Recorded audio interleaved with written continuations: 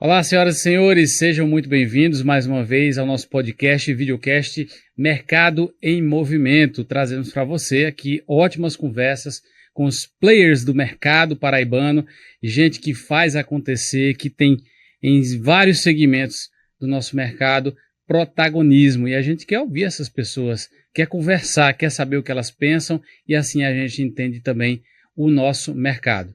Nossa convidada de hoje é psicóloga de formação, tem doutorado em criminologia, mas na principal área de atuação também doutorado em psicologia social com foco em gestão e liderança. Além da Paraíba, trabalhou também no estado de São Paulo, morou e estudou na Espanha. É hoje reitora do Uniesp, Centro Universitário aqui na região metropolitana de João Pessoa. Também escritora, mãe e ainda encontra tempo para correr pelas ruas da cidade. Érica Marques, seja muito bem-vinda. Olá, Plínio, tudo jóia? Tô aqui para bater um papo bacana com o pessoal que está nos ouvindo. E é isso, né? Sempre na correria, mas a gente sempre arranja um tempo para encontrar vocês, bater um papo e estamos aqui à disposição. Como é que consegue dar conta de tudo isso? Não consegue. Não consegue. A gente tenta se organizar da melhor forma, mas eu acho que manter se manter em equilíbrio, estar bem, eu acho que é um bom começo para a gente conseguir organizar a vida pessoal da mesma forma que a gente organiza a vida profissional e assim a gente vai seguindo, né? Hoje em dia tem uma cobrança muito grande para a gente dar conta, ser multifacetado, né? Eu lembro que quando eu tinha assim uns 18 anos, eu admirava muito aquelas pessoas que diziam assim, fulano é não sei o quê, é isso, faz aquilo também, escreve livros e vai para lá. Eu pensava, caramba, eu quero ser uma pessoa dessas. Aí hoje eu tenho minhas atividades, sou pai, eu já fico querendo diminuir. Eu disse, não, gente, não era aquilo não que eu queria, porque é muito difícil ser assim e dar conta de tudo, né? E aí achei interessante você dizer, não dá conta de tudo eu acho que e tá ok, né? o perfil do profissional vem mudando ao longo dos anos, né? Então você tinha o profissional workaholic há 10 anos atrás, era o da modinha, assim, todo mundo queria ser aquela pessoa que não tinha tempo para nada e tal. E de uns anos para cá se percebeu que não são as horas que você trabalha, mas o que você entrega, os seus resultados. Então, se você não estiver bem, você não entrega. Teve dias, por exemplo, no meu trabalho, que eu já passei 10 horas, 12 horas, e eu digo assim, gente, às vezes fazendo um cálculo assim, eu não rendi o mesmo que eu rendi ontem, que eu trabalhei 8, como gente normal, né? Então, assim, e já teve dias que eu trabalhei muito bem, 12 horas, ok. Mas eu acho que você estar bem, sabe, é o ponto fundamental para você ser um profissional de sucesso. Não existe mais só técnica. Quem vai por essa vibe, dança no meio do caminho. Porque você tem que receber algo de alguém, entregar algo a alguém. E a gente não tá falando aqui de, vestir a camisa da empresa. Nem gosto muito disso. Amar o coleguinha, não é isso. Mas você tem que estar bem para atuar com as pessoas. E isso faz com que você entregue resultado, né? Então, essa preocupação com a vida pessoal, da mesma forma que você tem na profissional, termina sendo uma base para a sua vida profissional também. Porque é tipo você azeitar a máquina, né? Você organizar para ela funcionar durante a semana. Então, eu acho que essa preocupação é legítima. Hoje em dia a gente está muito nessa vibe, o pessoal falando, os profissionais batendo nessa tecla da saúde mental, né? E quando você tem pouco tempo para si, para sua vida, para sua família, para seus hobbies, porque tem aquela ditadura do sucesso profissional. Então, se eu não me dedicar sei quantas mil horas por dia, eu não vou atingir meus objetivos. E às vezes é exatamente o contrário, né? Exatamente. Se você... Sabe que eu tô numa vibe muito de podcast, né? Assim, de ouvir. E hoje eu vi, acho que foi até, não foi nem podcast, foi uma tiradazinha da internet, de uma entrevista de uma CEO que ela disse assim, eu estava numa operação gigantesca, numa multinacional, e nós estávamos procurando um diretor financeiro. Tipo, diretor financeiro top, assim, que resolvesse todos os abacaxis que a gente tinha de integração entre as empresas, de consolidação e tal. E ela foi entrevistar. E ela disse, é tão importante você entrar na vida das pessoas para entender a base dessas pessoas. E o cara disse assim, eu me atrasei para a entrevista porque eu estava no médico. Aí ela pegou o gancho, ela é muito experiente, pegou o gancho e disse assim, você tá no médico de quê? Disse, tava no médico porque eu tô com gastrite terrível. Aí ela, pro RH dela, disse assim, eu não vou colocar esse cara nessa operação porque ele já tá com gastrite, ele vai ter um câncer de estômago quando ele vê o tamanho do problema que a gente tem, né? Então, entender a sua máquina, ou quem é que está ali naquele momento, é muito importante. E são coisas inerentes, assim, às pessoas, né? As pessoas certas nos lugares certos. É uma coisa bem antiga do RH, mas é super verdade, né? De como você funciona bem naquilo. Uma das coisas que não mudam, né? Não, e outra coisa, não existe mais setorização. Não existe mais aquela pessoa que trabalha, por exemplo, aqui em áudio ou em gravação, que trabalha sozinho. Poxa, é um profissional perfeito, bacana. Se ele não consegue interagir, e não falo, volto a dizer, não falo interagir de que legal, o simpático, não é isso, mas interagir em forma de processo de fluxo, ele não vai render os 100% que ele deveria render, entende? Então, essa parte eu digo, por exemplo, eu digo muito aos alunos, muito. Quando eu encontro com os alunos em qualquer palestra que eu vou dar, abertura de qualquer evento, eu digo, se liguem, porque a vida profissional de vocês começou no primeiro dia que vocês pisaram aqui. Por quê? Porque aqui está o networking de vocês, uma grande parte. Estão professores que podem ser os chefes ou estarem numa banca de vocês daqui a algum tempo. O colega pode ser seu chefe, você pode ser chefe do colega. Então, a gente não vai te cobrar técnicas profissionais, mas técnicas de gente, né? Hoje o RH chama muito de gente de gestão, por exemplo. Técnicas de pessoa, de articulação. Isso as pessoas vão ter a memória. E esse currículo você não edita nem apaga, né?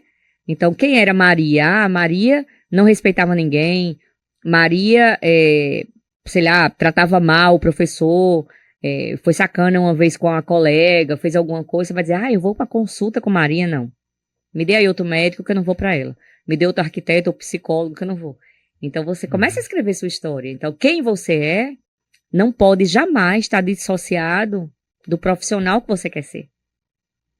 E aí eu tenho um ex-chefe que ele dizia assim, uma dessas conversas aí ele diz assim, Plínio, eu prefiro 10 mil vezes alguém verde que vem aqui e a gente ensina a técnica, mas que tenha caráter, que saiba conviver, né, que tenha esse fluxo que você falou, né, com as pessoas, que alguém muito bom, técnico, mas que vai prejudicar o ambiente. Então, ele diz assim, é melhor ter alguém, né, que não sabe nada, mas que a gente possa moldar, que a gente conheça o caráter, o jeito, o comportamento da pessoa, do que o contrário. E eu te digo, as pessoas que sabem articular, que têm essa organização em fazer, né, e esse propósito mesmo de fazer acontecer, são as pessoas que vão sobreviver à era da inteligência artificial. Porque a inteligência artificial vai colocar todo mundo em um mesmo patamar de informação. Vocês trabalham aqui com comunicação, vocês sabem que informação é uma coisa, e inteligência e você processar aquela informação é outra completamente diferente. Processa, como né? você e como você usa, né? É completamente diferente. Então, da mesma forma que aconteceu com a Revolução Industrial, onde as pessoas foram trocadas por máquinas, vai ter uma onda dessa e está muito próximo e já está acontecendo. Aí você vai dizer assim, as pessoas não vão mais trabalhar, não vai... Quais são as profissões? Eu digo, gente, não é a questão de profissão. É a questão de profissional. Não é a profissão X, A e B que vai ou que não vai. Os papéis vão mudar, né? Então, assim, hoje, atendente, por exemplo, às vezes o serviço mecânico de você pegar um telefone e passar para um setor, pode ser que não exista mais. Mas você vai poder trabalhar, tipo, no call center, que vai te atender e vai tentar resolver o teu problema num nível de complexidade maior, que a inteligência artificial possivelmente não vai fazer. O chatbot tem um limite, né? As FAQ tem um limite. Então, você vai reorganizando isso e os bons profissionais ficarão, sem dúvida nenhuma. Hoje vocês têm quantos colaboradores lá? Mais de 600 colaboradores. Mais de 600. Eu até me assusto quando eu falo, sabe? Que a gente nem... Mas é muita gente. Muita gente. Isso nos vários polos, professores e colaboradores. Não, só aqui em Cabedelo. Só aqui em Cabedelo. E se juntar com as outras cidades... porque tem Solane e Guarabira são parcerias, são tipo franquia, né? E nós temos Patos e Campina, mas são operações menores. Sei lá, tem 10 pessoas em cada um, mais ou menos. Então, no grosso, assim, 600 pessoas. Mais de 600 e pessoas. A comunidade universitária já vai em quantos? Mais de 11 mil. Mais de 11 juntando mil. Graduação e pós. Isso em quanto tempo de empresa? 25 anos estamos fazendo agora, 25 né? anos. Em Mas 2015, virou centro universitário já agora há pouco. em 2015 nós tínhamos 3.200 e pouquinhos alunos. Então, o crescimento foi bem grande. Então, e o que foi que aconteceu de 2015 para cá, para esse crescimento mais exponencial? Acho que novos cursos, né? Acho que essa pegada, esse entendimento mais comercial da instituição, que era uma instituição que foi fundada por ex-reitores, seminaristas, e sempre teve essa pegada de qualidade, mas era muito orgânica, assim, os alunos vinham naturalmente. E com o advento de toda a concorrência, você tem que se posicionar. Você tem que estar na TV Cabo Branco, por exemplo, né? Você tem que estar nas TVs, você tem que estar na rádio. Você tem que ter esse posicionamento. E a gente começou a amadurecer muito, profissionalizar essa área. E com o tempo, com a equipe muito bacana, professores excelentes e tal, a gente vem conseguindo ter esse crescimento. E aí, com a quantidade de cursos maior, aí você consegue transformar em centro universitário. E aí passa a ter algumas burocracias a menos, é assim? Isso. Ser centro universitário, você tem que ter um mínimo de cursos reconhecidos com conceito máximo, né? Você tem lá um índice de qualidade bem exigente. Nós abrimos o processo, vem uma comissão do MEC com 3 avaliadores, passam quase uma semana avaliando tudo, avaliando o professor, avaliando o aluno, avaliando a estrutura, revendo todos os documentos e tal. Faz essa avaliação externa, e aí depois de um tempo sai a portaria dando credenciamento de centro universitário. O nosso saiu no final de 2019, quando a gente ainda estava comemorando, veio a pandemia. Veio a pandemia. Veio a pandemia, a gente teve que trocar o pneu do carro com o carro andando, né? Acho que nós não, todo mundo. Hoje são quantos cursos? Mais de 30 cursos. Mais de 30. Principalmente na área da saúde. Nós somos muito fortes em saúde, tecnologia, direito, né? Acho que os cursos... Parte da comunicação também. Também, publicidade, é um dos nossos cursos mais antigos. Comunicação social, produção publicitária, a gente tem lá excelentes laboratórios, acho que tudo... Preparação aí para uma medicina também? Também, mas no MEC tá meio parado as coisas, a gente tá só esperando, porque qualidade, tamanho a gente já tem, né? A gente já mostrou que consegue levar bem aí esse desafio. Quando você fala em qualidade, aí veio logo à mente, assim, existe um estigma ainda de universidade ou faculdade privada, né, de não ter a mesma qualidade da pública. Como é que você enxerga essa relação hoje em dia? Né? Até porque, por outro lado, as universidades públicas também, né, têm a questão do sucateamento, muitas vezes, de estrutura e tudo, mas tem já um corpo docente que é muito qualificado, né? Como é que você vê esse equilíbrio hoje em dia? Dessa qualidade, onde é que a gente encontra qualidade? O nível superior privado, ele oferece isso pelo menos de maneira parecida ou superior em alguns casos? Eu vou te dizer que o mesmo instrumento que o MEC mede o conceito, né, que é de 1 a 5 em uma universidade pública, atualmente é o mesmo instrumento que mede uma privada. Então, quantidade de doutores, pesquisa, extensão, tudo é o mesmo. Universidade, nós somos centro universitário, né? Então, universidade. Se nós virarmos universidade, exatamente as mesmas condições. Aí, centro universitário é avaliado como centro universitário. Mas, enfim, particularmente, eu tiro pela minha realidade Uniesp, tá? Como eu te disse, a gente trabalha muito focado nessa linha de qualidade. A gente tem um percentual de doutores conceito 5, conceito máximo. A gente tem pesquisa, acho que nós somos uma das... Eu não vou dizer a única para não ser leviana, porque eu não tenho certeza, mas me passaram como única, com projetos cadastrados no CNPq, que geralmente são as públicas. Nós temos, Uniesp tem, né? Tem setor de patentes. Então, assim, a gente tem toda uma estrutura de pesquisa, de extensão. Temos a COPERN, que é a Coordenação de Pesquisa, Extensão e Responsabilidade Social. Então, a gente se preocupa muito com a qualidade desse aluno. A nossa biblioteca, você já foi na nossa biblioteca? Nossa biblioteca, quem não foi, eu convido a todos. É lindíssima, são 2 andares. Grande. Toda de vidro, com salas individuais, com baias, com salas de estudo. Então, assim, a gente investe muito porque nós queremos ser reconhecidos como instituição de qualidade. Nós queremos ser sempre a primeira opção. Então, mas é um grande desafio, né? Mas eu não vejo, assim, se você for em um laboratório de odonto do Uniesp, quem entra lá diz assim, ó, eu já fui em outros laboratórios, em outros de odonto, por exemplo, lá é só até um dentista disse assim, é BMW aqui, porque a gente trabalha com a melhor marca, tudo é muito cuidado, sabe? Hoje, pra você ter uma ideia, e eu acho que isso comprova mais que qualquer coisa. Hoje, pela manhã, nos cursos da manhã, que é o pessoal que sai novinho de Motiva, Evolução, né, Pio Décimo, assim, essa área dessas GEL, das melhores escolas, você vê um engarrafamento dos carros saindo do campus. O que isso quer dizer? Pais deixando os filhos de manhã logo cedo, que são muitas vezes 17, 18 anos. Então hoje nós estamos aí nas cabeças da instituição preferida, vamos dizer assim, das escolas. E isso a gente vê, são as pessoas de 16, 17, de manhã cedinho.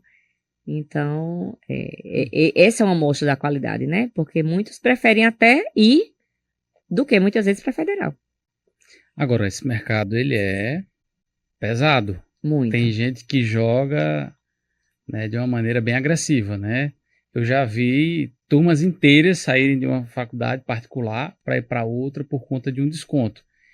Há ainda essa prática, esse aliciamento, digamos assim. Essa palavra está correta que eu falei? Muito. É isso mesmo? Olha, uma vez eu estava no nosso último vestibular presencial, tinha um carro e com promotores de uma instituição concorrente entregando panfleto no dia do meu vestibular na nossa calçada.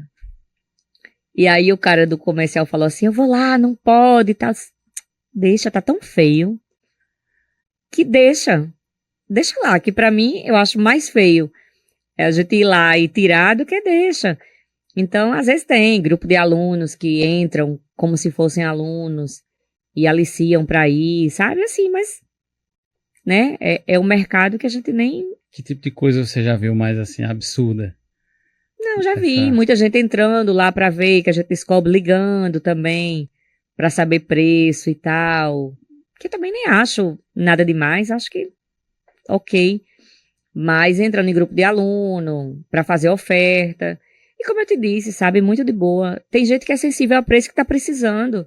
Ó, uma vez, esse exemplo é interessante, chegou uma mãe lá e disse assim, ó, eu quero matricular minha filha em enfermagem. Vocês aqui estão dando 50% de matrícula grátis e não era a gente. Aí eu falei não. E eu tava com o meu diretor financeiro, que era bem grandão, assim, bem sério. E aí ela disse assim, que pena. Então eu trabalho, ganho pouco e eu só conseguiria nessas condições. A senhora consegue? E eu não conseguia, porque obviamente eu tenho um limite, né? Se fosse por mim, todo mundo que precisa muito, mas eu não conseguia. Aí eu falei, a senhora sabe onde é que tá fazendo isso? Aí ela, não, minha filha. Eu disse, na instituição tal, procure no endereço tal. E quando ela foi embora, ele olhou pra mim e disse, professora, a senhora mandou pra concorrente. Eu disse, você ia resolver o problema dela? Aí ele disse, não, eu tinha condição de fazer o preço que ela podia pagar. Aí ele disse, não. Eu disse, pois eu tenho certeza que onde essa mãe chegar, mesmo que a filha se forme lá, ela vai falar bem da nossa instituição, porque ela foi bem recebida e respeitada. Porque eu não conseguia resolver o problema dela. E aí, né, aconteceu isso e muitas histórias, assim, já aconteceu, tem uma família lá, que quando chegou, eu ando muito no campus, né, e aí uma vez eu cheguei e tinha uma plaquinha toda, não pise na grama, e o pessoal da arquitetura dizia, professor, tem que tirar essas placas de não pise na grama, porque a grama é pra pessoa sentar e tal, e eu já tava meio, nessa vibe aí. E aí não tinha, eu disse, eu vou tirar essa placa que tá feia. Aí entrei, e na hora que eu entrei, o salto do meu sapato entrou na terra e eu peguei e melei minha mão toda e tal. E aí vinha uma família inteira, porque às vezes, odontologia, por exemplo, às vezes alguém que é do interior, aí vem às vezes o pai, a mãe, os filhos e tal. E aí veio um senhor e a família dele. A menina que ia estudar, a mãe e tal. E ele disse assim, minha filha, bom dia, eu queria falar com alguém da direção. Aí eu, pois não. Aí ele, não, mas eu queria falar mesmo com o diretor e tal. Eu disse, não. Aí depois que ele entendeu, eu disse, meu senhor, me desculpe, eu sou a diretora, tal. Ele entrou, e é algo engraçado. Toda vez que ele vai matricular a neta, a minha assessora, ela já sabe. Diz, professora, o avô da menina de odonto, ele sobe para me dar um abraço. E a gente começou a conversar. Então tem muitas histórias bacanas nesse sentido, mas que fazem com que você viva, né? Aquela realidade, aquele sonho das pessoas. Qual foi a história mais comovente que já aconteceu, que você presenciou por lá? Sempre tem, né? Nossa, tem. Nós temos um programa que é o Capacita Uniesp, que é um programa, a gente já tinha bolsa de pós-graduação para colaboradores, e aí nós decidimos abrir também graduação, achando que quase todo mundo tem graduação e tal, e não. E aí nós abrimos e as pessoas se inscreveram, muita gente de segurança, portaria. E aí eu te digo, eu não imaginava o impacto que esse programa ia ter. As pessoas entravam na minha sala para me agradecer e choravam, assim, compulsivamente. E eu digo, caramba, como a gente consegue... Eram colaboradores, no Colaboradores, né? Como a gente consegue impactar? E de alunos tem muitos. Eu recebi, semana passada, os índios tabajaras. Tivemos 6 egressos tabajaras, 6 alunos índios que se formaram lá nos últimos semestres. E aí eu perguntei, como era a experiência e tal. Eles foram muito bem recebidos por toda a comunidade, pelos alunos, nós demos apoio e tal. E eu perguntei, como é que vocês fazem a logística? Vocês estavam morando aqui em João Pessoa? Ela disse, não. A esposa do cacique que se formou lá também. Ela disse assim, a gente saía da aldeia às 4 da tarde, víamos assistir aula à noite e retornávamos para a aldeia. Chegávamos na aldeia no final, em meia-noite mais ou menos. Eu até brinquei com elas, nunca mais eu digo que trabalho muito, porque só de você falar eu já me cansei, porque era Ibai e Traição. Ia e voltavam de Ibai e Traição. É uma viagem. Então eles agradeceram muito, aí se emocionaram, né? E eu até ganhei um arco e flecha bem grande que fizeram lá para mim. E são muitas histórias, né? Educação muda vidas. Então você teve um senhor de quase 80 anos que se formou em arquitetura e nós fizemos Dr. Walter, nós fizemos uma homenagem a ele na colação de grau. Já teve pedido de casamento em colação de grau. Muitas histórias. Acho que aí quando a gente entra aí nesse universo, tem muita história para contar. Que me marcou bastante, que foi numa faculdade particular de Caruaru. E tinha um rapaz que trabalhava de mototáxi lá na frente, né? Então ele... Não me recordo como, mas ele conseguiu falar com alguém da gestão, era um curso de direito, e deram um desconto, né, muito bom para ele. Então ele trabalhava durante o dia, fazia mototáxi, muitas vezes lá na frente também da faculdade, e de noite ele estudava direito. Ele terminou o curso de direito, começou a prestar vários concursos, e hoje ele é juiz de direito. Caramba, bacana, né? E tudo nasceu dessa iniciativa de alguém pensar, caramba, eu conheço esse rapaz, eu vejo ele todo dia ralando, dando duro aqui na frente da faculdade, eu vou conseguir aqui um desconto, alguma coisa. E o cara disse, é minha chance. Não, teve foi lá, histórias. hoje ele é juiz de direito, isso é um caso conhecido, um primo meu que também é dessa área contou.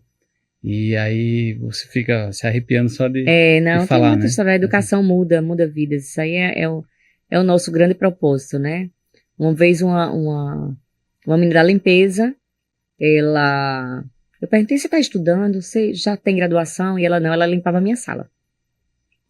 Não, eu disse, estuda e tal, você vai... Aí já tinha um programa de alfabetização digital, que era de computador, né? De Word e tal.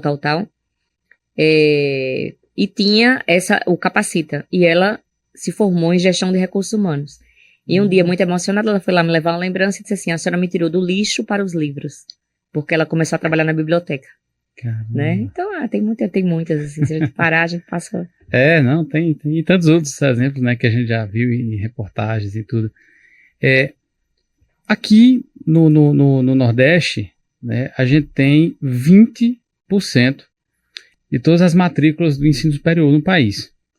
É um avanço histórico, né, em relação à década de 70, 80, que a gente praticamente era bem inexpressivo, né, só em algumas capitais a gente sequer tinha no interior faculdades, né, você estava lá no interior, tinha que vir para João Pessoa, no máximo Campina Grande. Quem é de Pernambuco, eu lembro do tempo que, sou pernambucano, que não tinha faculdade em Caruaru, né, só uma faculdadezinha de um curso, muito pouco, né, então hoje você tem faculdades particulares, você tem os institutos federais, que também têm cursos superiores, As universidades federais, estaduais vão abrindo também outros, né, outros campos. E você tem uma democratização, digamos, desse acesso ao ensino superior. Mas o acesso é uma coisa, qualidade é outra, né?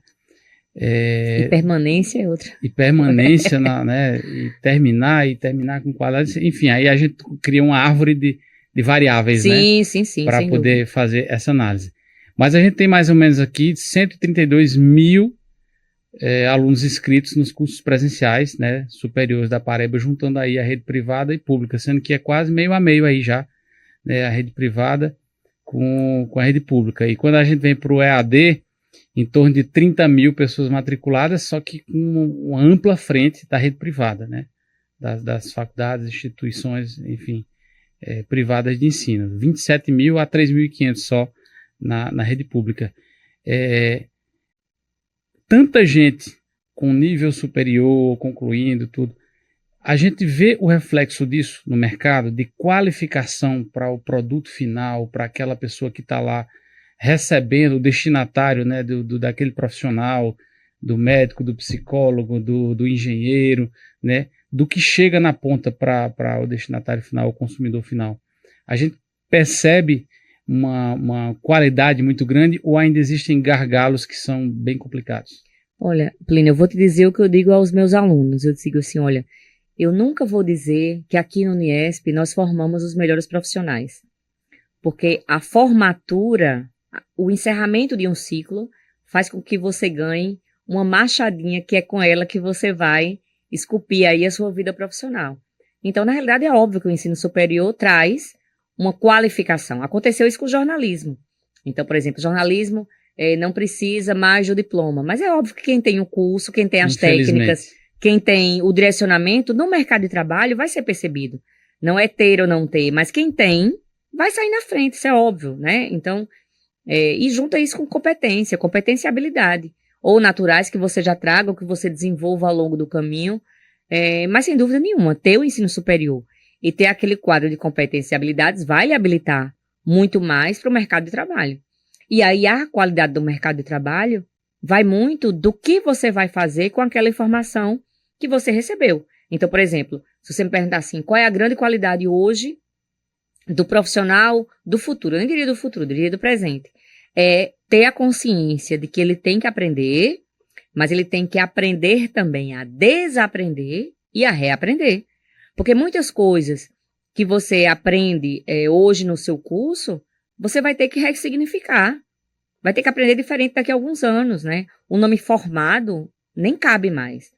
Na formatura, eu perguntei aos alunos, estão formados? Estamos. Perguntei à família lá no teatro. Eles estão formados? Estão. Eu disse, estão não, nem eu estou, nem os professores estão. Ninguém está mais com o ciclo encerrado. O conceito agora é constante, né? Se você não estudar muito, você é passado para trás.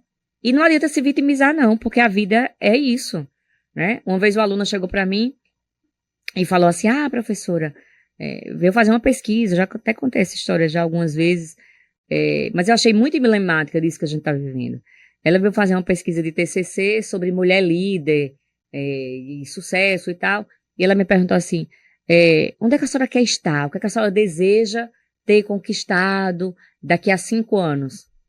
E eu olhei bem tranquila para ela e falei assim, eu quero estar no mesmo lugar. E eu brinco dizendo que ela olhou para mim e disse assim, eu acho que ela vai jogar fora o papel, vai dizer assim, tá certo, eu vou ali, já volto e vai arranjar outra pessoa para entrevistar. Mas aí eu chamei ela e disse assim, você se decepcionou com a minha resposta? Aí ela, não, professora, tal, disse, seguinte, deixa eu te dizer, para eu conseguir estar aqui daqui a 5 anos, você não tem ideia do quanto eu vou ter que me esforçar, trabalhar e estudar, porque senão vem alguém melhor que eu e fica no meu lugar, e ok. E eu não vou dizer, ai meu Deus, assim. não. É assim. Não... E é isso, né? É uma lei, né? Eu corro, assim, quem corre sabe. Se você diminuir o ritmo, outra pessoa passa, independente de qualquer coisa. Então, tudo é o que você está disposto a entregar, o que você está disposto a fazer, e a consequência vem. Matemática e simples assim. Essas suas palavras são de quem entende de liderança também, né? Inclusive é tema do seu livro. Isso. Tem um livro publicado nessa área. e fala de liderança nas relações sociais, né? O que seria, primeiro, ter liderança? Tem várias pessoas que falam sobre isso é um conceito talvez um pouco batido, mas eu acho uma pergunta sempre pertinente, principalmente diante disso que você falou. Daqui a 5 anos o mundo se moveu de uma forma que talvez a minha liderança de 5 anos atrás não sirva. Sem dúvida. Né? Então, o que é liderança e talvez conceitos atemporais que vão sempre valer para a liderança, né? E que fazem diferença no mercado de trabalho e na vida como um todo. Eu gosto muito da definição, mas acho hoje em dia, com a minha visão já muito subjetiva, que liderar é inspirar, né? Mas quando eu digo assim, que para ser um bom líder você tem que inspirar, eu estou fazendo meu parte do time da motivação. Vocês têm que estar motivados. Na minha opinião, não. Você tem que ter um propósito, você tem que ter um objetivo, mas se eu esperar acordar todo dia, uhul, que maravilha, vou correr, eu vou trabalhar, a gente não vai render como a gente tem que render, como a gente tem que entregar. Então, acho que quando você tem as coisas claras, você consegue liderar melhor. Então, eu sempre digo aos meus colaboradores e as pessoas, os líderes mais estratégicos que estão perto de mim, eu disse, a gente tem que atingir esse resultado. E temos que fazer da melhor forma para que seja leve para a gente. Eu consigo hoje identificar a minha liderança da seguinte forma. Eu trabalhei muitos anos meu primeiro emprego foi numa faculdade em Recife de freiras. E aí trabalhei lá muitos anos, fui pro meu doutorado, voltei, aí passei aqui no concurso, comecei a dar aula aqui, e aí estava muito desgastante para mim ficar indo sempre. E a diretora freirinha chegou para mim e disse assim, minha filha, faça assim, me engane. Uma semana você vem, na outra, eu digo que você tá doente. Vá, mas não peça demissão, não. Ok? E lá, as pessoas estavam sempre muito felizes em estar lá. Mas era uma instituição pequena e que continua pequena até hoje, e eu tô falando de 20 anos atrás. E já trabalhei num grande grupo educacional, que era Faca do Neto e Sangue no Olho. Né? E aprendi muito, eu voltaria tudo novamente. Não voltaria hoje mas no tempo, na minha idade, com a minha experiência, voltaria tudo novamente. Então, eu sempre digo assim, o meu sonho é trabalhar em um local que eu consiga o clima das freirinhas com o resultado de um grande grupo educacional. E, modéstia à parte, eu acho que a gente consegue traçar isso muito bem no Uniesp. Não é o melhor dos mundos e todo mundo feliz entregando muito resultado. Mas eu acho que a gente consegue ter uma vibe bacana e entender que para bater meta, você não precisa tratar mal ninguém, você não precisa estar sofrendo, você consegue entrar, sabe, no seu objetivo, que massa que a gente vai conseguir, que massa que a gente está conseguindo, falta um pouquinho, vamos todo mundo junto. Então eu acho que liderar é você saber a temperatura da sua equipe, para onde ir. Por exemplo, se você me perguntar assim, Érica, o que foi que você achou da pandemia? Eu, Érica, pessoa, não sei. Porque eu estava tão focada na operação em que tudo acontecesse, que eu nem lembrei de dizer assim, o que a Érica acha? Não, Érica reitora ali estava ali na frente do navio, olhando se estava tudo correndo bem e se estava tudo seguindo, sabe? Então eu acho que liderar é você estar de corpo e alma no processo, entendendo o que as pessoas devem fazer, fazendo junto, orientando. E acho perfeito um exemplo, algo que eu vi assim, que eu disse assim, é isso, cara. Isso é ser líder. Que quando as pessoas acertam, você olha pela janela e quando erram, você olha no espelho. Porque eu acho que você tá dentro do processo, né? Então, se alguém errou no meio do caminho, em algum momento você falhou junto, ou faltou comunicação, né? Então, eu acho que liderar é inspirar, é dirigir, é pegar a responsabilidade para si. É entender que você não passa a responsabilidade, você compartilha e tá junto, sabe? Acho que essa Qualquer vibe. pessoa pode ser líder ou isso é uma qualidade inata? A gente constrói um líder ou tem um quê ali que é mais difícil para uns atingir? Eu te diria assim, que vamos fazer analogia com a corrida. Se você tem um físico forte, que lhe dê uma sustentação, e se você tem doenças ou uma fragilidade maior, quem tem a maior sustentação vai conseguir mais fácil, né? Não é que vá conseguir ou não vá conseguir. Então, o líder é composto de competências e habilidades. Se você já nasceu ótimo. Se você não nasceu e conseguir desenvolver, beleza. Então é uma pergunta que eu deixo até em aberto. Nenhuma coisa nem outra. Dá mais trabalho para quem não tem as habilidades, por exemplo, interpessoais. Para quem não tem a habilidade de planejamento, para quem não tem a habilidade do comando, né? Mas, treinando, né, de repente, se consegue. Liderança é carisma também? Eu acho que tem que ter algo nesse sentido, né? Porque você ter alguém que você não se identifica e você ser posto em uma situação de seguir essa pessoa é muito difícil, né? Então você tá seguindo e aí acho que meio que desenrola aí o meio de campo. Mas eu acho que tem que ter, sim. Você lida com gente, né? Então, lidar com gente, você não consegue ser apático a isso. E eu acho que o bom líder, se você me perguntasse assim de maneira bem objetiva, é aquele líder que o colaborador se comporta da mesma forma na presença dele e na ausência. Ah, boa. Eu acho isso um dos maiores exemplos, é aquela pessoa que entende o que ela tem que entregar, ela entende a importância do papel dela, e não é aquela pessoa que sai pela porta e você, vou aqui pro meu Insta, quero que se lasque, sabe? Eu acho que você tá junto, é você fazer com que as pessoas estejam junto com o mesmo propósito, com o mesmo objetivo. Acho que esse é o maior desafio do líder. É bacana essa parte de você dizer assim, quando alguém tem que se comportar diferente, eu não sinto à vontade porque alguém ali está naquela posição, né, de chefia, que é diferente de liderança. Sim, né? sim. Então, realmente, é de se questionar se aquela pessoa tem sido ou se é realmente um líder, né? E eu acho que hoje as pessoas têm algo que tem que desenvolver muito mais do que técnica, que é a inteligência emocional. Então, hoje, o profissional que não procura desenvolver a inteligência emocional, por exemplo, gestão de conflito. Quem sabe fazer gestão de conflito, quem sabe sobreviver a um conflito educadamente, profissionalmente, já está ali no topo, separado assim, Master Plus dos profissionais de hoje. Porque isso é uma grande diferença. Porque você trabalha interagindo a todo momento. Então, se numa explosão, se numa bronca, você não conseguir respirar e conduzir aquilo da melhor forma, você tá fora. Eu já tive pessoas que piraram assim, por exemplo, você trabalha comigo, você e João, na minha equipe. Aí eu vou e faço uma análise, um estudo e promovo o João.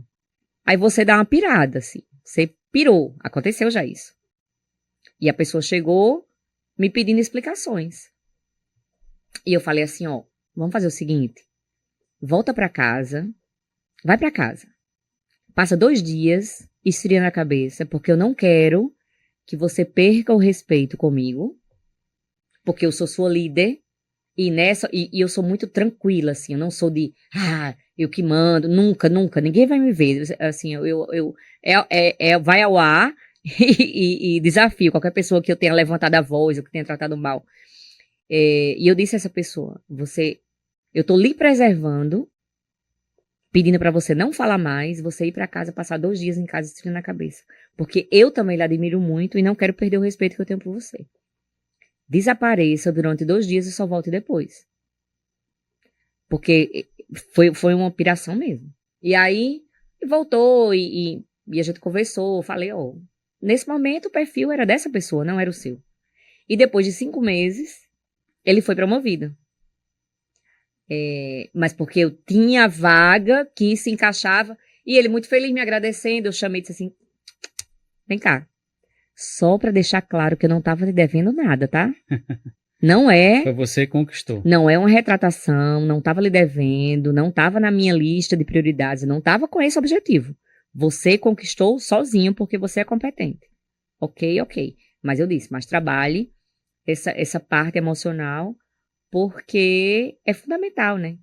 Uma vez eu tenho um diretor de um colégio de Fortaleza, professor Nazareno, um cara muito, muito inteligente que tem colégios aí no Brasil inteiro, e ele conversando comigo, ele foi fazer uma visita no Uniesp, e eu falei pra ele, conversando, eu falei pra ele assim, olha, professor, eu vou pedir para o Ministério do Trabalho incluir 3 tipos de comportamento que deveriam dar demissão por justa causa. E ele é muito inteligente, eu sou muito brincalhona, e ele, minha filha, me diga o que é, pelo amor de Deus, e já está em processo, e não sei o que eles... Mas me explique aqui, quais são esses 3 comportamentos? Aí eu falei, entronchado de boca, revirado de olho e sopro. Aí ele sopro, é aquele sopro. Aí ele disse, mas né, minha filha? Eu disse, porque ninguém, em nenhum lugar que você esteja, nem de atendente ou de atendido, ou de cliente, você é obrigado a aguentar abuso de ninguém, nem os problemas pessoais. Então, são coisas que a gente tenta, é isso que eu falei, a inteligência emocional te dá esse suporte, né? Então, eu já tive situações lá, de dizer assim, uma pessoa que não tivesse uma inteligência emocional pirava, assim. Teve uma situação com os alunos, que os alunos chamaram a coordenação, acho que era alguma coisa com o professor, nem lembro direito. E eu fui, e eu sou muito assim, disponível. Assim, na pandemia, dentre os diretores e reitores, eu fui a primeira, eu fiz uma live. E o povo da comunicação disse, professor, não vai fazer a live? Eu disse, eu vou. Deixa lá a gente conversar os problemas, porque não é culpa da gente, a gente vai falar, e assim foi feito. Então eu sou muito de ir pra frente da batalha. Pra ação. Pra ação. E aí, na reunião e tal, a gente resolveu, eu participei, os alunos, professora, muito obrigada e tal, resolveu. Quando a metade dos alunos já tinham saído dessa reunião, uma aluna soltou a seguinte frase, tá vendo? Aqui só se resolve no grito. Aí, a minha inteligência emocional deu uma caída significativa, né? Eu respirei, aí eu falei assim... Momento hashtag pessoal, também não sou de ferro, né? Aí eu disse, pessoal, tem muita gente aí no corredor, muita gente já foi. Eu tive essa tranquilidade que eu vou te contar. Tem pede pra voltar que eu esqueci de dar um aviso. Juro, Plínio, eu fiz isso. Mandei todos voltarem, todos se sentaram pra ouvir um aviso. Aí eu falei assim, pessoal, obrigada. Fulana, como é teu nome? Aí ela disse, sei lá, Maria. Eu disse, pessoal, só um aviso bem rapidinho. Porque Maria falou que aqui a gente só resolve as coisas no grito. E eu queria só dizer a vocês que pra grito eu sou surda. Sou super disponível pra conversa, pra tudo, ok? Então quando vocês quiserem conversar, tô super disponível. Mas lembrando, aí falei brincando assim, lembrando, viu, pessoal? Se gritar, a reitora fica surda. A reitora gosta de conversa e boa educação, ok? A menina quase que... Mas ela aprendeu, mas não é? Então a gente tava lá de boa, tava disponibilizando uma conversa, tal. Então a gente tem que ter. Eu acho que esse é o grande desafio meu hoje, especificamente, que eu já venho levando isso há muito tempo. É você ter o cuidado com as pessoas, o tratar bem, o estar perto, o estar acessível, estar lá a todo momento, os alunos conseguem falar comigo, mas tem muitas horas que você tem que puxar a marcha ré e dizer assim, peraí, minha gente, porque senão aí vira casa de ninguém, né? Uhum. O líder também tem que ter isso, o líder não é... né?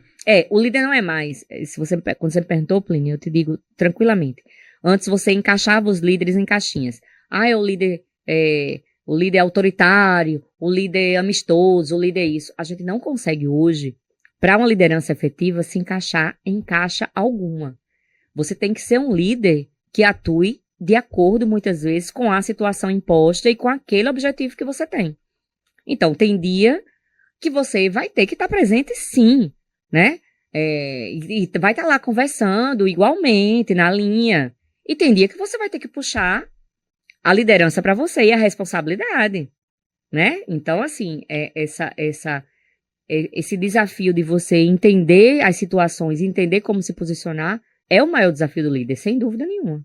Tem uma frase que eu vi que é interessante, diz assim, o líder deve ter a capacidade de se recuperar com facilidade, de ter resiliência no caos. Todos os dias. Né? É aquela pessoa que às vezes você identifica no dia a dia na família. Então, assim, morreu alguém. Aí tem aquela ala que vai se desesperar, tem aquela ala que vai comprar o caixão, que vai resolver. Só chorar. A outra que vai avisar. Tem uns que vão ficar paralisados, né? Não vão fazer nada, ficam ali.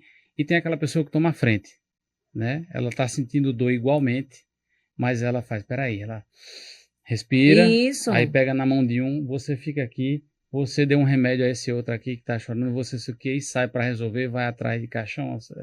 Enfim, é aquela pessoa que toma conta da situação e que se não fosse ela, a coisa teria degringolado totalmente, né? Então, Esse é um exatamente. exemplo para mim muito patente de liderança. Eu até usei esse exemplo assim, né, da mãe de alguém, mas é porque é uma situação extrema, né? Então, assim, ele teve um pouco de resiliência no caos, né? Ele está sentindo muita coisa, ele sabe o que está acontecendo, porém ele tem que agir e tem que tomar rédea ali da situação. Ele tem que definir quem é que vai chorar, quem é que vai comprar o caixão, quem é que vai avisar as pessoas, e ele tem que se entender e se encaixar em todos aqueles grupos, senão não funciona, né? Então, uma vez aconteceu lá, principalmente, assim, eu acho que o líder, ele tem que dar segurança aos seus colaboradores. Para mim é o principal. As pessoas dizem assim, a cliente tem sempre razão, não sei o que, não sei o que, não sei o que. Ó, para você ter um cliente satisfeito, tenha colaboradores satisfeitos. É muito difícil, óbvio, que você não consegue. Eu não consigo, como gestora, dar todas as contribuições e dar tudo que meu colaborador merece. Mas ele saber que eu estou com ele, desde que eu entrei no Uniesp, foram expulsos 3 alunos. Expulsos de não voltar. Uma instituição privada, que as pessoas dizem, pagou, passou. Não, cara pálida. Você pagou pelo serviço, não pagou nem pela aprovação, muito menos pela permanência. 3, porque desrespeitaram o professor. E eu digo a todos os professores em reunião, desrespeitou o professor, sabe o que está fazendo, o professor tem certeza que o aluno está errado, pode botar para fora da sala. Porque senão você não consegue, não é nem nossa obrigação educar, mas você não consegue botar ordem numa casa para ela andar. E colaboradores do mesmo jeito. Acho que ano passado aconteceu um caso de uma ex-aluna chegar lá, desrespeitando completamente a minha equipe de atendimento, pedindo algo que ela não tinha direito, e foi um caos. E chegaram lá, professora, a menina tá lá, fazendo a maior confusão na secretaria e tal, e quebrando, acho que era R$100 e poucos que ela queria que liberasse de uma taxa, porque ela não era mais aluno, mas ela... eu peguei e liguei para o advogado nosso, que é o consultor, falei assim, a situação é essa, quem tem razão? Aí ele fez, nós. A aluna tem razão, não. E eu disse a ele, tranquilamente, se viesse com a educação, eu liberaria de boa. Mas nem dava um café, um cappuccino, um copo d'água. O valor em si, né? E o valor. É a atitude, desrespeitou. Né? E eu sempre digo lá, desrespeitou embaixo, porque as pessoas têm a mania de assim, vou falar com a reitoria, não sei o que. Desrespeitou, me diz quando a pessoa estiver no meio do caminho, porque meu tratamento vai ser diferente. Resumo da ópera. Foi, mas ficou lá embaixo mesmo, mas disse assim, que absurdo, não vou resolver, pois eu vou chamar a TV e a polícia. O cara subiu, um dos meus gerentes, que eu até brinco com ele isso, eu disse, tu arregou. Chegou pra mim e disse, professora, pelo amor de Deus, a menina vai chamar a polícia e a televisão. Eu disse, eu já liguei para os advogados e nós estamos certos. Ela desrespeitou a minha equipe e eu não vou liberar nem pro trem. E nem você vai liberar. Professora, pelo amor de Deus, não é melhor a gente dizer que ela tá liberada? Eu disse, não vai. Eu batia na mesa, Plínio, assim, não vai. Desrespeitou, chamou palavrão, não sei o que, o povo do atendimento. Eu disse, pois não vai, pode chamar a televisão. Aí ele disse assim, aí eu disse, espera aí que eu vou ali e já volto. Ele disse, vai aonde? Eu disse, eu vou pentear meu cabelo, porque a televisão vai chegar e eu vou me dar entrevista feia. Eu vou pentear meu cabelo, porque quando chegar os repórteres eu vou explicar a situação, mas enfim. Bom, eu não fui. Aí não. Aí o advogado chegou, conversou com ela e tal, mas assim... Depois, o pessoal do atendimento veio me dizer que se sentiu muito acolhido, porque era uma pessoa de muitas posses e tal. Eu conhecia, inclusive, e eles se sentiram acolhidos e respeitados, porque disseram assim, se o cliente me desrespeitou, a minha gestora disse que, peraí, tudo tem um limite, entende? Então, muitas vezes, ter esse olhar de quem está com a razão e de onde você deve ficar, eu acho que é muito importante. E aí a pessoa não conseguiu, não pagou até hoje, também não levou. E aí, se vier de novo, eu vou negar de novo. Porque né? Então, acontece, às vezes, de gente com falta de educação e tal. E a gente tem que se manter firme para proteger os nossos, né? Nesse e postura é uma coisa que todo mundo vê. Né? A gente tá aqui... E da mesma forma, se for nosso colaborador, professor com aluno, também. É a mesma medida e a mesma régua. Respeito é o mínimo, não é qualidade. Né? Respeito é o mínimo que você pode ter pela outra pessoa, principalmente em ambiente coletivo. Você fala do jeito que você quer, você age do jeito que você quer na sua casa. Eu já tive reunião com um colaborador e disse assim, porque eu falo assim mesmo. Mas você fala assim mesmo na sua casa. Porque aqui quem fala alto tem que falar um pouco mais baixo, quem fala baixo tem que falar um pouco mais alto. Porque a gente precisa manter uma neutralidade, né? Então, Às vezes as pessoas tentam se encaixar em comportamentos e não conseguem. Acho que você falou no início, né? Das habilidades e competências de comportamento e tal. Teve um professor, que ele era um professor extremamente criativo, e é uma história muito bacana.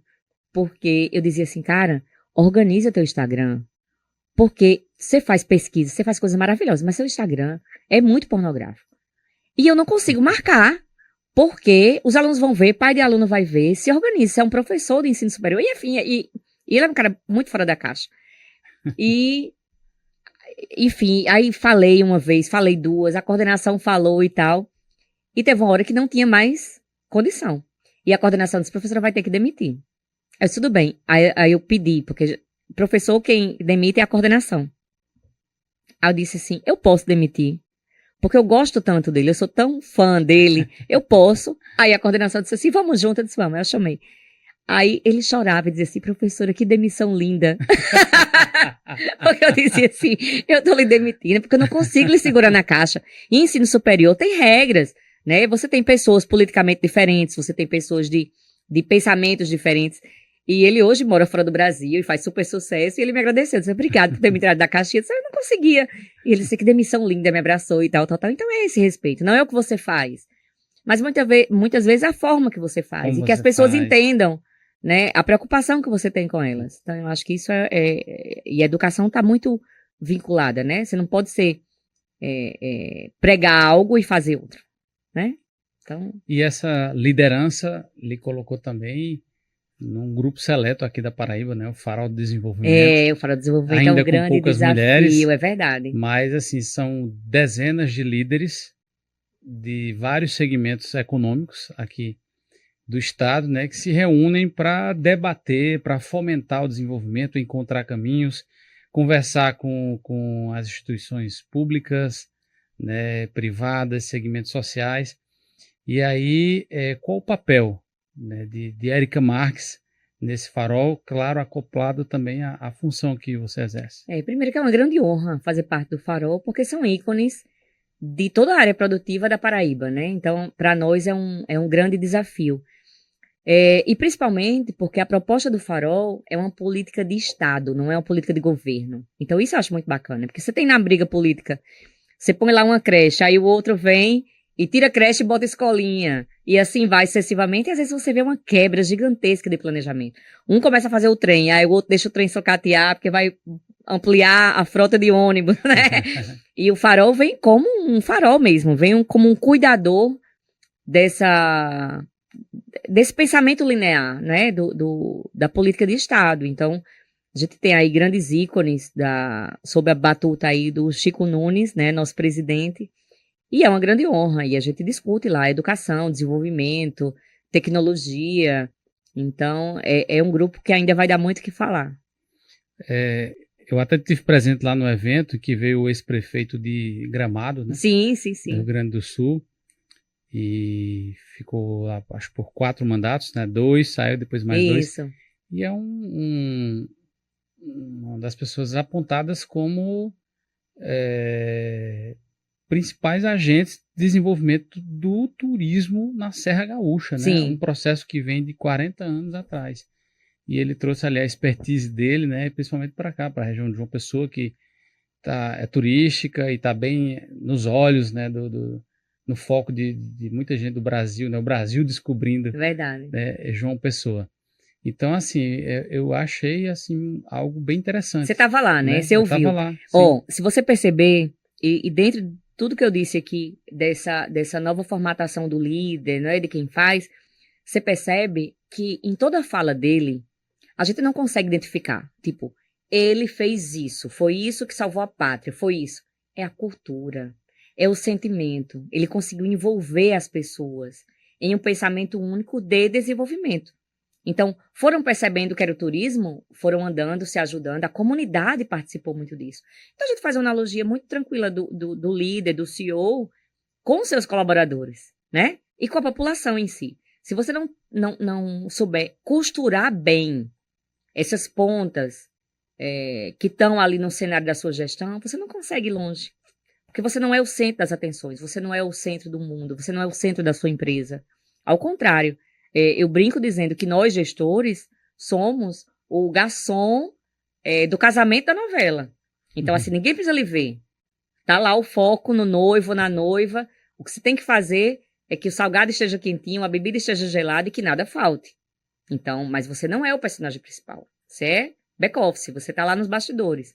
Então, esse é o papel do gestor, né? Você fazer com que tudo aconteça, não é você acontecer. E eu acho que ele trouxe muito isso, né? O Pedro, ele traz essa pegada de vamos juntos que a gente consegue. Faz aqui tua parte, pega pato, pega ali a areia, eu ajudo a cavar o buraco, a gente instala aqui um poste e vai iluminar. Então, eu acho que a ideia é saber costurar essa teia bem. E aí tudo acontece. E aí, para você, qual o papel das universidades, e olhando do teu ponto de vista, né, também de uma instituição de ensino superior privada, aqui no Estado, para contribuir com esse desenvolvimento, não só na formação, né, dos alunos, mas nessa interlocução com o meio social em geral, político, empresarial? Eu te diria que hoje o papel da universidade vai muito além de formar o aluno em curso A, B, C. O papel da universidade é um papel muito mais ativo, porque, por exemplo, o aluno entra, ele é o seu produto e ele, ao mesmo tempo, é o produto final e entra verde. Quando você falou das instituições públicas e privadas, eu te diria que uma grande diferença, muitas vezes, é quem entra. Porque se você tem a mesma avaliação, vou dar fazer um exemplo bem prático. Se você tem a mesma avaliação, se uma instituição privada tira conceito 4, conceito 5, conceito máximo, e uma pública tira conceito 5, com a matéria-prima que cada uma recebe, eu te diria que a privada, nessa avaliação, se saiu melhor do que a pública. Né? Então, assim, nós recebemos os alunos e muitos cursos nós temos que bancar o nivelamento desses alunos, porque eles já vêm verdes do colégio. Colégio hoje não prepara para a vida, colégio hoje prepara para o Enem. Nós ainda somos escravos um pouco do ENAD, que é um exame da mesma forma do Enem. Então, quando a gente entender que o ponto principal é você preparar para, não é para o diploma. Ter diploma é um passinho da vida profissional. Uma consequência inicial, né? É um passinho, não diferencia mais ninguém. O que diferencia é o que você efetivamente sabe fazer. Efetivamente sabe fazer. É como você contribui. E é o que você desenrola ali dentro do seu resultado. Então, as universidades são os receptores dos problemas a serem resolvidos, de para onde está indo o desenvolvimento, o que é que o país quer, o que é que o mundo quer, que caminho está sendo feito, e a produção desse conhecimento de forma articulada com o mercado. Então, por exemplo, lá no Uniesp nós temos uma parceria muito grande com os órgãos de classe. Conselho Regional de Administração, Conselho Regional de Odontologia, de Psicologia, temos o Conselho Federal praticamente lá dentro, assim, a gente tem muita articulação com os conselhos. E a minha pergunta, sempre que eu estou em um evento recebendo conselhos que profissional vocês querem? Vocês dizem o que vocês querem, porque vocês estão comandando a operação, e a gente tenta direcionar para formar. Não são coisas opostas, não é academia versus mercado. Se não tiver vinculado, perde o sentido. Concorda? Acho que o mundo perfeito é justamente esse diálogo constante. Tem que ser. Eu tenho professores massa de mercado, e que se eu ficasse muitas vezes só com um professor que foi da graduação para mestrado e doutorado, e que não teve o embate profissional. O batente, né? Fazia diferença, entendeu? Então, eu acho que essa linha é muito por essa vibe. E hoje o Uniesp trabalha muito bem direcionado para MEC, para ter os bons conceitos, mas muito focado no mercado. Isso aí, tem alunos nossos, principalmente a parte de tecnologia, estagiando e ganhando no segundo período, terceiro, né? Então isso é muito bacana ver essa vibe aí da galera buscando e conseguindo as coisas. Então, e nós ficamos no suporte, na retaguarda, garantindo que aquela operação tenha um sentido e que dê certo, né? Muito bom. Érica, muito obrigado pela sua participação, viu? A conversa é muito boa. mais de hora, talvez, aí, eu acredito que a gente passaria aí umas 3 horas Tá. conversando aí, né, trazendo muita informação de qualidade, mas é muito bom saber que existe uma mente como a sua aqui, liderando aí mais de 600 colaboradores. Tô só representando eles aqui, porque são mentes maravilhosas que estão lá com a gente. E que, assim, é um motor importante do desenvolvimento do Estado, né? Porque quando você diz que você tem atualmente uma comunidade de mais de 11 mil, né, alunos, mais de 600 colaboradores, então a gente está falando de uma instituição que tem um valor, Sim, sem dúvida, muito grande na nossa sociedade, que quando a gente diz assim, não forma só para Paraíba, né? Isso aí está levando... Você tem com certeza alunos que moram fora do país, que estão lá em São Paulo, muitos que estão fazem no norte. intercâmbio, temos 3 alunos fora do país então, nesse momento, então é muito assim, bacana. Conhecimento, Educação é isso, formação né? produzida aqui, né, na Paraíba, para o Brasil e para o mundo. Muito obrigado, viu, pela sua Eu que agradeço. participação. Quando quiser, é só chamar que a gente está por aqui disposto a ajudar, a colaborar e aprender também, né? Todo bate-papo a gente aprende um pouco. E, enfim, estamos juntos sempre. É isso. Obrigado. Obrigada a você. E aí, gostou de mais esse bate-papo? Pois é, aqui só vem gente assim para conversar. Só os tops. Só quem realmente faz parte de um time seleto, né, de atores do mercado paraibano e brasileiro, que tem muito a agregar, né? Conhecimento na veia que a gente traz para você. Então, se inscreve no canal se você ainda não fez isso. Ativa lá o sininho para você receber as nossas notificações, porque vem muito mais conversa boa por aí no Mercado em Movimento.